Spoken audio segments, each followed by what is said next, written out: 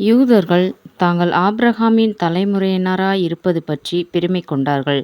அவர்கள் சில வேளைகளில் யூதரல்லாத மக்களை நாய்கள் என்று நினைத்தார்கள். மீதியாகும் எச்சில் உணவுகள் வழக்கமாக நாய்களுக்கு போடப்படும். இயேசு முதலில் தமது சொந்த மக்களான யூதர்களுக்கு உதவி செய்ய விரும்பினார்.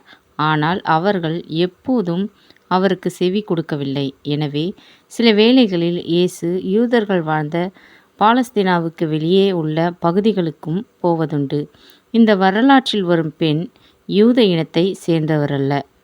இயேசு அவளது வேண்டுதலுக்கு கொடுத்த பதில் அவளை சோதிப்பதற்காக மட்டுமே ஆகும்.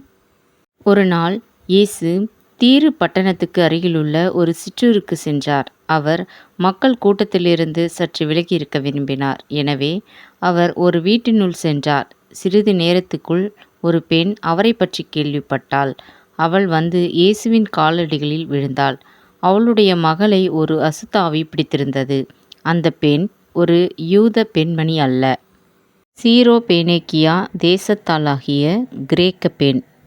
அவள் இயேசுவிடம் தன் மகளை பிடித்திருந்த ஆவியை துரத்திவிடுமாறு கெஞ்சி வேண்டினாள். ஆனால் இயேசு அவளிடத்தில், நான் என்னுடைய சொந்த மக்களை கவனிக்க வேண்டும். குழந்தைகளின் உணவை எடுத்து நாய்களுக்கு போடுவது சரியல்லவே என்றார். அதற்கு அவள், ஐயா, குழந்தைகள் சாப்பிடும்போது மேசையின் கீழே விழும் துண்டுகளை நாய்க்குட்டிகள் சாப்பிடுமே என்றாள். இயேசு அவளை பார்த்து, நீ இப்போது உன் வீட்டிற்கு திரும்பி செல்.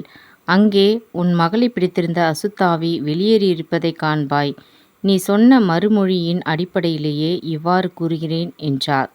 அப்படியே அவள் தன் வீட்டுக்கு சென்றாள். அங்கே அவளுடைய மகள் சுகமடைந்தவளாக படுக்கையில் படுத்து இருப்பதைக் கண்டாள்.